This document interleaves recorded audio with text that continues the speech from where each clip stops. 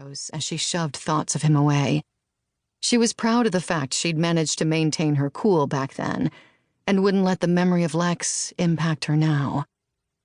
The wind rushed past again, rattling the trees and tugging thick sprays of auburn hair from her French braid. Poppy tucked her hair back under her hat.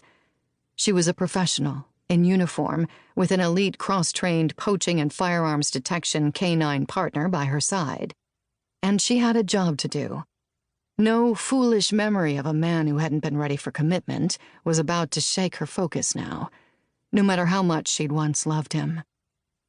Her footsteps strode silently across the mossy ground, moving swiftly from one cabin to the next, and letting Stormy take the lead as the wolfhound sniffed for clues.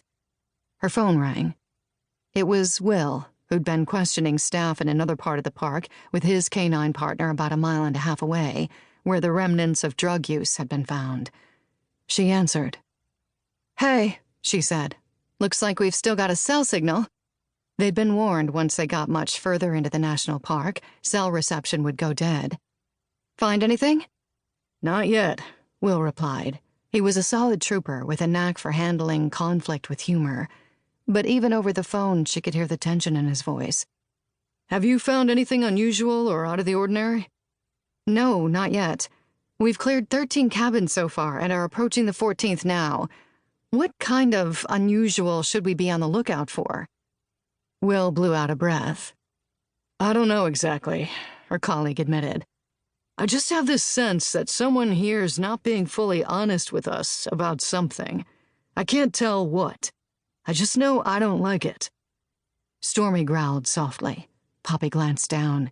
The dog's posture had straightened, and fur was standing at the back of her neck. "I've got to go," she said. "Stormy senses something in one of the cabins ahead." She started toward them slowly. The dog's skill set, combined with Poppy's background of working as a wildlife trooper, had made them a solid team for investigating illegal hunting and poaching. "I'm actually done here and heading your way," Will said. Between the shuffle of what sounded like boots on a wooden floor and the jingle of what she guessed were his canine partner Scout's dog tags, it sounded like they were already on the move. "I'm going to take one of the park's ATVs."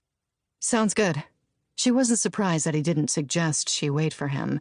Protocol was that waiting for backup was a judgment call, and as Stormy wasn't tracking anyone, she didn't expect to find much more than a few bullet cases or maybe some gunpowder. She and Stormy had walked into far worse alone, and Poppy remained endlessly thankful she'd always worked with the kind of folks who didn't treat the male and female troopers any differently in that regard. She'd always been blessed with the people she'd worked with. Even if some, like Lex's former best friend, Johnny Blair, had made some pretty bad life decisions. Alaska was a place where nobody sat around whining, and people stepped up to get stuff done. Which is why, even before she'd managed to get the venue and catering deposit back from the canceled wedding that Lex had run out on, she'd already been applying for trooper jobs in Anchorage and packing for a fresh start. She clenched her jaw. Once again, she was thinking about Lex.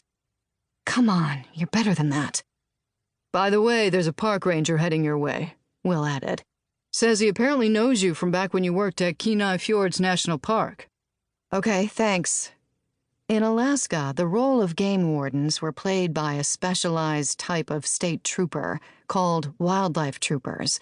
Thankfully, when she'd needed a fresh start, Colonel Lorenza Gallo, one of the first female Alaskan state troopers, had taken her on as part of her incredibly talented and professional K-9 team.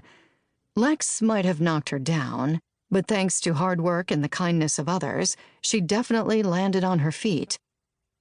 Stormy growled again, and her nose strained toward the next cabin. "She's indicating that whatever we're after is in cabin 16, Poppy said. "Talk in a bit." They ended the call, and she slid her phone into her jacket pocket. Then she looked down at Stormy. The dog's keen eyes met hers under huge and shaggy brows. There was a floppy, mop-like and almost goofy quality to the huge dog's face that was disarming and friendly. But this was coupled with an intense power, speed, and strength that made the dog a formidable foe against hostile people and wild animals.